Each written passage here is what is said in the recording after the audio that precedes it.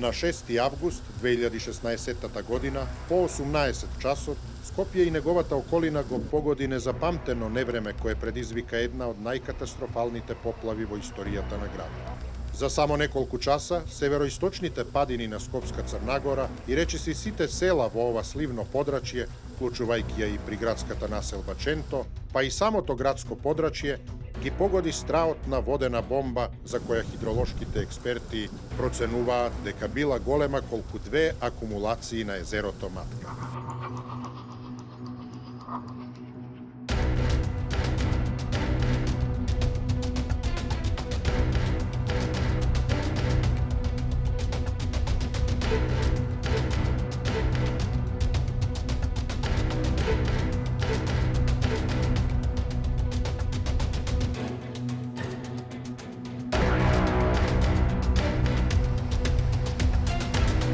Во страотниот налет на водената стихија, која носеше се пред себе, животот го загубија 22 лица, а повеќе од 100 се потешко и полесно повредени, додека стотина куќи и подрумски простории останаа под вода. Низ селата Смилковци, Црешево, Брњарци, Виниче, особено селото Стајковци, кое што беше и најтешко погодено, поројните води носеа пред себе автомобили, добиток и стогови сено, а луѓето грчевито се бореа за своите животи. Под вода се најдоа многу скопски сообраќајници, а особено беше погоден делот од скопската обиколница кај Смилковското езеро. Излегов, сакав да излезам надвор. Кога ја отвори вратата, одеднаш ми влезе водата. До тука вода бев, до половина вода бев, водата ме путна надвор. Ја излегов, успеав од надвор, ја држев вратата да не се отвара. Он од внатре гуреше, ја од надвор. Ама низ врати, низ прозорот, од згора влезе вода. И од другата страна, низ прозори, низ врати, до половина бе вода. Гуравме, не можевме ништо да спасиме. Останавме у вода цело време. Немаше што да правиме после, цели ѕидови, намештај, патоси, скроз, леп вода, ништо, струја немаше. Без струја останавме. Немаше што да правиме, останавме на ногите осамане. Црпевме вода, не се исцрпува. Пола водата надоле отиде. Од колена нагоре остана водата, а од половина надоле беше повлечена од патосот надоле. Се слушнавме по телефон, не можеме да излеземе од кола, колата е пуни вода. Со другарот како што беа, се вратија назад дома, со трчање, цели жива вода. И има алат во подрум, нормално, нели, како секој работник, затоа што работи механика, да си го спаси алатот. Влезе во подрум, се крв ми ги чуваше децата, и јас излегов за да му светиме со другарот. Како што у секунда беше водата налета од автопат негдека од горе, дали скина нешто, не знаеме уште. Подрумот се напуни за 2 секунди во вода.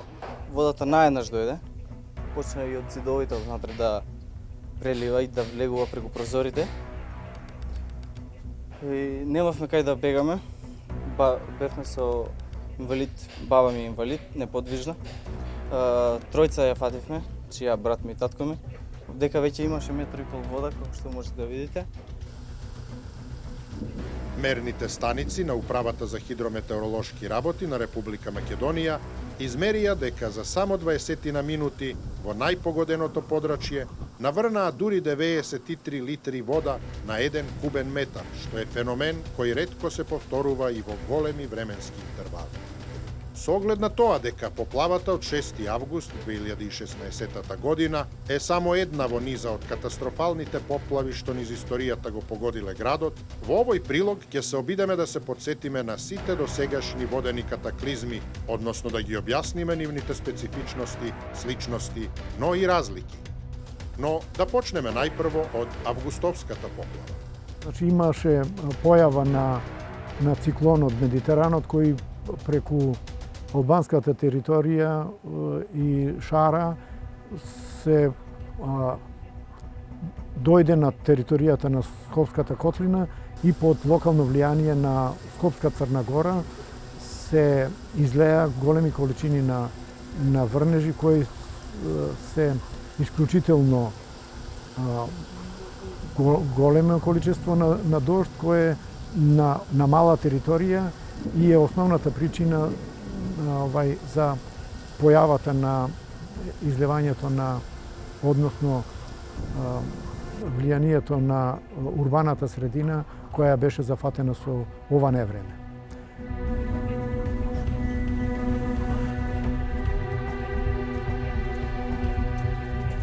Така наречена водена бомба, односно количеството на овај процес во кумулонибусот може да се спореди со енергијата на скоро на една атомска бомба. Интересно е дека од втората четвртина на минатиот век Скопје го погодиле повеќе поплави кои според количеството на излеаната вода не заостанувале многу од последната. Меѓу овие катастрофални поплави, особено се издвојува онаа од 1962 година, кога надојдените води на Вардар потопија голем дел од централното градско подрачје, но во која, за среќа, се поминало само со материјални штети. Поплавата од 62 е репер за многу истражувања, меѓутоа изработката на плановите за регулација на реката Вардар е правена за 1000 годишна вода и дека после 17 години минор коритото на Вардар се наполни во 79 година, кога се појавија поголеми количества на вода на реката Треска, на горниот тек на Вардар и Лепенец, кога се јави суперпозиција на сите води кои дојде на скопскиот профил.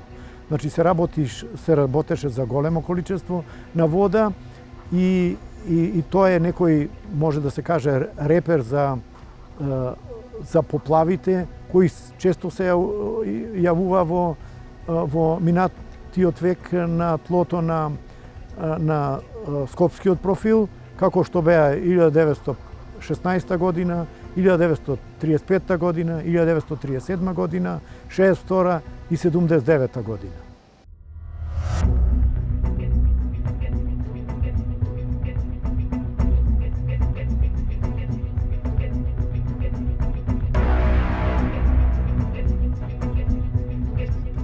Катастрофални поплави во Скопје имало и порано, уште во османлиско време. Иако за тоа време отсуствуваат било какви метеоролошки податоци, останале многу пишани траги и податоци за едно време во кое дивеело коритото на реката Вардар и особено малечката рекичка Серава, во тоа време единствената канализација во најстарото градско јадро.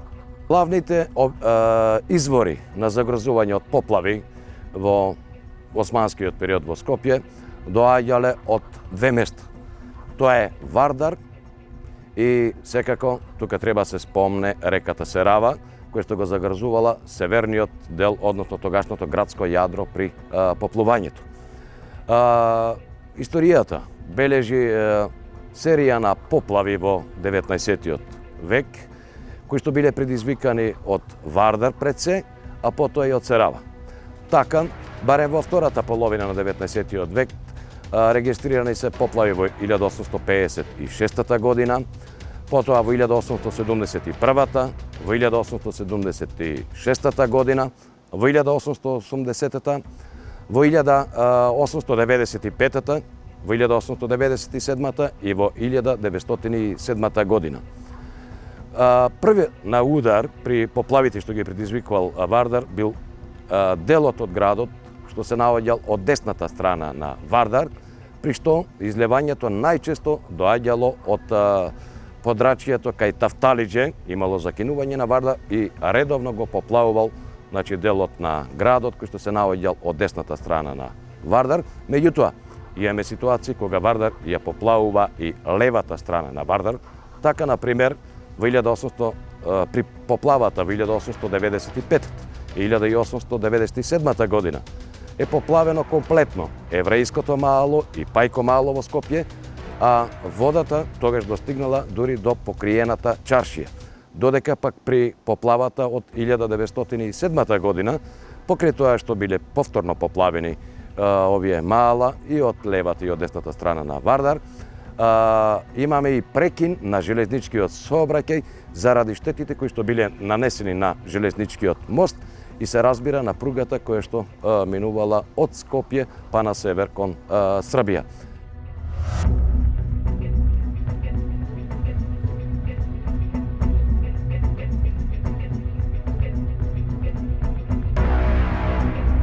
Скопје дополнително било загрозувано од водите кои што се слевале од Водно, кое во тоа време било тотално голо.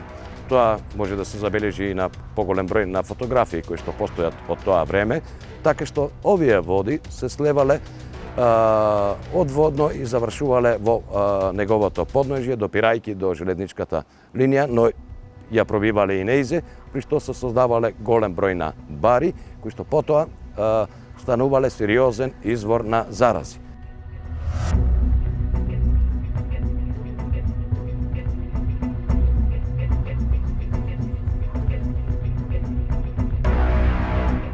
Од друга страна пак централното градско јадро на Старо Скопје всушност најчесто било загрозувано од реката Серава, која што доаѓа од север, од падините на Скопска Црна Гора и се влевала во Вардар во непосредна близина на денешната зграда на Македонската академија на науките и уметностите. И оваа рекичка, која што на некој начин била своевиден природен канал или канализација, подобро кажано, на Скопје, многу често знаела да го поплави од двете страни, и од лево и од десно, централниот дел на Старо Скопје. По тие причини во 895 година се превземени мерки за нејзино регулирање, при што делот од вливот на оваа река па се до Јаја Пашината џамија бил канализиран, при што горниот дел е поплочен од реката, а од двете страни били изградени тротоари, но тоа не значи дека пак бил отстранет изворот за поплување, затоа што реката не била регулирана во горниот дел од својот тек, односно на север од Јаја Паша па до крајот на Чаир. Што се однесува пак до мерките за заштита од поплави на Вардар, треба да кажеме дека во почетокот воопшто не постоела никаква регулација на реката, меѓутоа такви мерки се преземани веќе во 80-тите години од 19-тиот век. Најпрво биле изградени насипи некаде во должина од 2 километри од левата и од десната страна на реката, а некаде во 1895 година, 96 година е извршено и подзидување на коритото, всушност е изграден Скопскиот кеј, со што се ублажени ситуацијите од поплави, но ете, токму тогаш, кога е изграден кејот, всушност имаме две сериозни поплави. Тоа значи дека надоаѓале сериозни води и од Полошкиот регион, од изворите на Вардар, од Треска, од Леперес, но голем дел од водите кои што нанесувале такви штети во Скопје, доаѓали од сливните подрачја, непосредно од Скопска Црна Гора и од Водно.